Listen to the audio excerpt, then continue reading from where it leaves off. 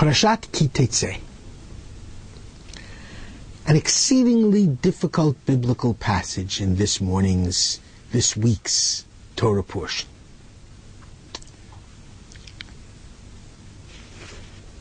If a parent shall have a wicked and rebellious child, ben sorer umoreh, who does not listen to the voice of his father or to the voice of his mother, they bring him to the elders of the city, to the court. They announce that they have this stubborn and rebellious son, and he is to be put to death.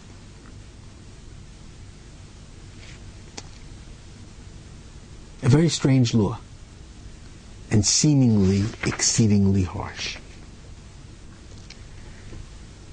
The Talmud in the tractate Sanhedrin says very clearly, Lo haya v'lo nivra, the case never happened, never occurred.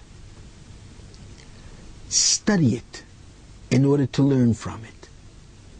But the Bible itself never meant for it to be practically established for practical law. Let's examine what this means. Again, in the tractate Sanhedrin, in the very chapter which is entitled Ben Sorer Umoreh, a stubborn and rebellious child, the Mishnah, the oral law, makes certain stipulations about this particular case. First of all, the timeline is very limited. He has to have stolen from his father and from his mother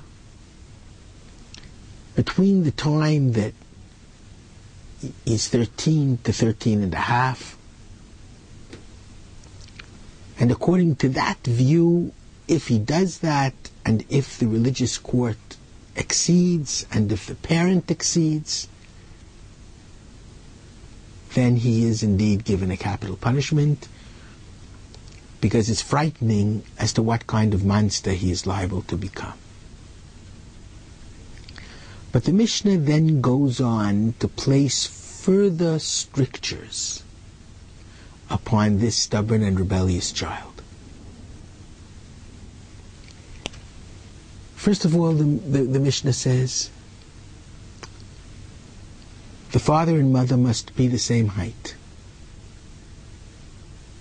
The father and mother must speak with an identical sounding voice.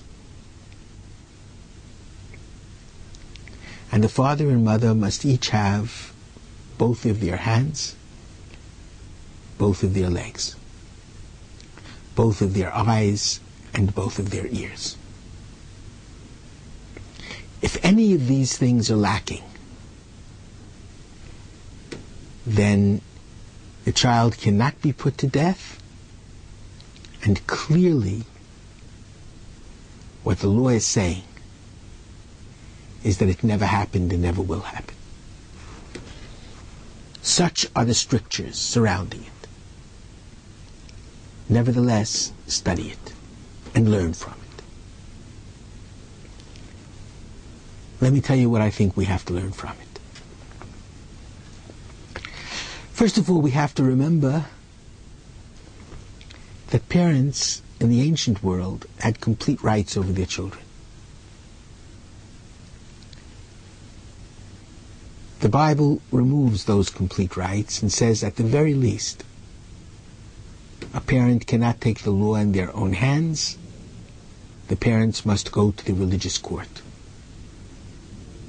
But it's much deeper than that. The Mishnah teaches us, in order for the son to be considered guilty, the parents have to be the same height and the same voice. They have to give the same message. And they have to both be of the same stature. The same stature not merely physically, but morally, intellectually, culturally. They have to give a united voice, and they have to be like each other, and they have to respect each other. It's deeper than that. The parents each must use both hands. A hand to embrace and a hand with which to say no, no, no. The parents must give love and limits. The parents must have two legs to respectively go with the child, not only where the parents want them to go, but where the child would like the parents to be. The parents must have time for the child, to play with him, to learn with him, to experience with him. The parents must have two eyes. They dare not blind themselves to who the child's friends are, to where he is going in his/her free time. And the parents must have two ears, always to listen, with an open mind and an open heart, with an accepting and loving soul to whatever the child has to say. If the parent doesn't do all of this, and if they don't do it together, both parents, the child cannot be blamed, dare not be blamed.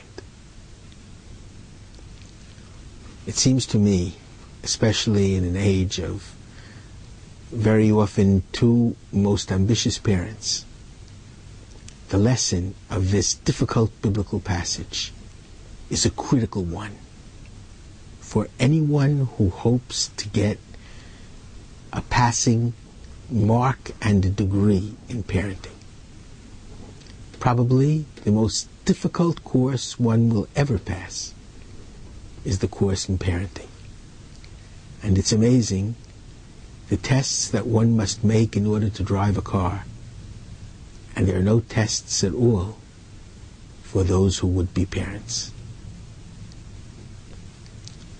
It's difficult, and as I always say, the greatest challenge I've ever had in my life is being a parent. Shabbat Shalom.